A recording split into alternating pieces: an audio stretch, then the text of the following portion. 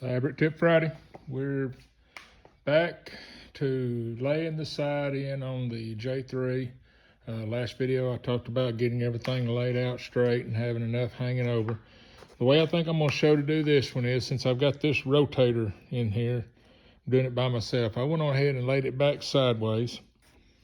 And I started at the tail post, and I didn't do the full glue around and doing around all the hinges because things could get sideways with me and I have to peel it back up. So I didn't want to, I'm just, wetting the, you have a base of glue down with a UA50, the Airtech UA55, and you just wet it through and it reactivates it, and in about 5 seconds it's down and stuck. Work my way around the vertical here to the front, and right here is usually the problem child. And what I did was just slowly kept pulling it down and working it in this way and gluing it, and I cut it back about 2 inches, and I cut a couple little cuts in and wrapped it around and got it glued to this part. Now I'm on my way going down the backbone now. The problem is the other side when you do it. See, I'm able to go around this post and I can lightly shrink this.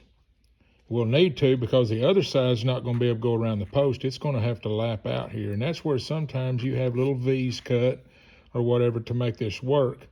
And that's fine because you can lay a wide tape or a wide bias tape and it'll fill in and cover those, cuts and everything. You can put an extra couple passes of primer right there and sand it smooth, and you won't even be able to see a seam. So this is just starting this side, and what I'm going to do is go down the backbone, tacking it on. I'm going to work my way up behind the skylight, or I'm sorry, going up. Yep, skylight right here, and then come around, and I'm just going to start doing the normal procedure of covering.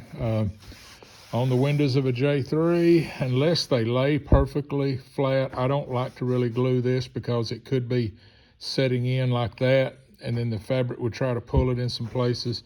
I just barely do this front edge, and then I do my little V cuts and glue it inside, and your glass goes in too to hold that. I'll do a video on that. I think I've got one already up. But that's where I'll just go ahead and start around. And at the front gingerbread, like the video before, I'll put the pieces of balsa in, go around the bottom, tack it on the side, and then that will be laid over. Let me go around there.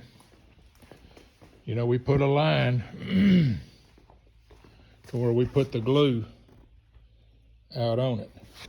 So when we come around here and we spot this edge, and we'll pull it down, and you see that mark. So just do some marks every foot, and then usually use a pinking shear on that one. You can razor it off or put a little bit of glue on it and put it right where you're going to razor it so it don't fray, and then put a tape over it.